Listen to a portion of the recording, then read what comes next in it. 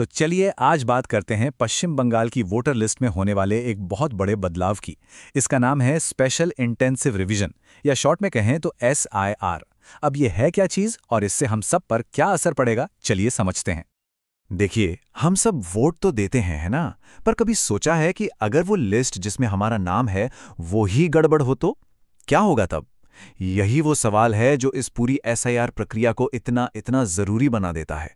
क्योंकि सीधी सी बात है, एक साफ सुथरी वोटर लिस्ट ही तो एक निष्पक्ष चुनाव की असली बुनियाद है।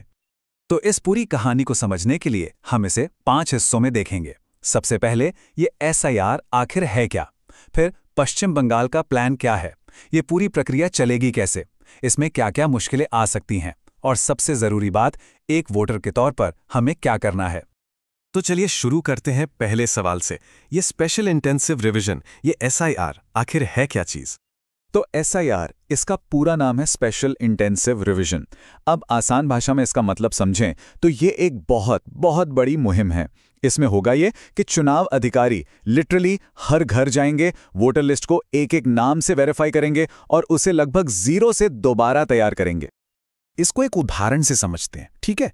जो नॉर्मल वोटर लिस्ट अपडेट होता है ना, वो समझिए घर की हल्की फुल्की डस्टिंग जैसा है, बस ऊपर ऊपर से सफाई। लेकिन ये जो SIR है, ये है डीप क्लीन। मतलब घर का कोना कोना साफ किया जाएगा, पूरी लिस्ट को खंगाल कर बिल्कुल नया बनाया जाएगा। और इस सब के पीछे मकसद क्या है?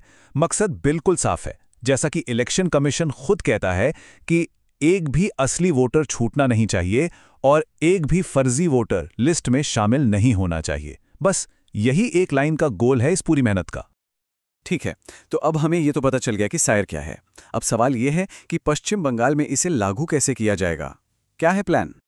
तो देखिए, टाइमलाइन कुछ ऐसी है। उम्मीद है कि नवंबर 2025 से इसका पहला फेज शुरू हो जाएगा। और टारगेट है कि 2026 के विधानसभा चुनाव से पहले पहले ये सारा काम निपटा लिया जाए। मतलब वक्त की थोड़ी कमी तो है। अच्छा, इसी के साथ एक और जरूरी बदलाव हो रहा है। इलेक्शन कमीशन का एक नया नियम है कि अब से किसी भी एक पोलिंग बूथ पर 1200 से ज्यादा वोटर नहीं होंगे। अब इसका सीधा असर क्या होगा? यही कि पश्चिम बंगाल में पोलिंग बूथ की संख्या बढ़ानी पड़ेगी। और हाँ, तैयारियां तो भाई जोरों शोरों से चल रही हैं। पश्चिम बंगाल का जो चीफ इलेक्टोरल ऑफिस है, वो बूथ लेवल ऑफिसर्स यानी BLOs को अपॉइंट कर रहा है। वेरिफिकेशन के लिए एजेंट लिस्ट बन रही है और जो फॉर्म घर घर जाएंगे वो भी प्रिंट हो रहे हैं। तो ठीक है, तैयारी हो रही है, पर असल में जब ये काम शुरू होगा तो होगा कैसे?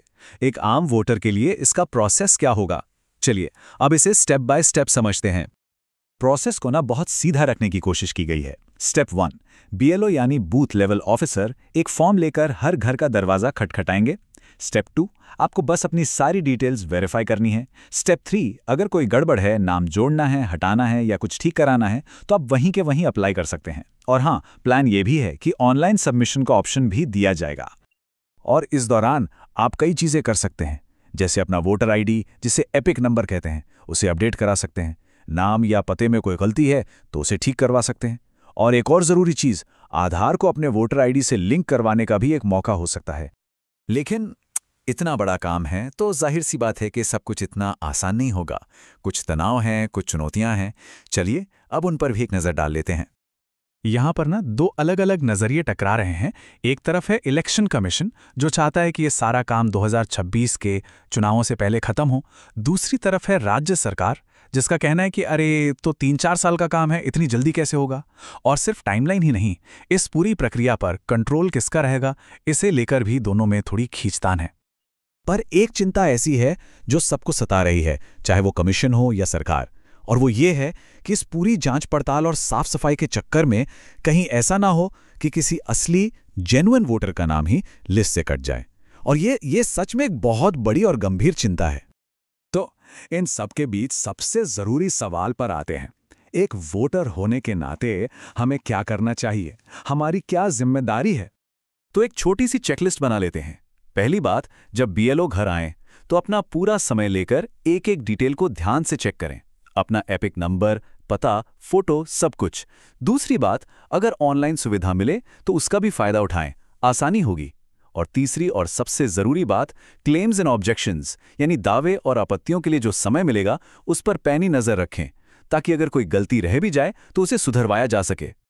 सीधी बात है, ये एक मौका है ये पक्का करने का कि वोटर लिस्ट में हमारी जानकारी 100% सही हो। तो बस थोड़ा सा प्रोएक्टिव रहने की जरूरत है। तो आखिर में एक सवाल के साथ इसे खत्म करते हैं। एक 100% सटीक वोटर लिस्ट बनाने के इस मिशन में सबसे बड़ी चुनौती क्या होगी? टेक्नोलॉजी, राजनीति या फिर हम लोगों का यानी जनता का सहयोग? जरा सोचिएगा इस पर।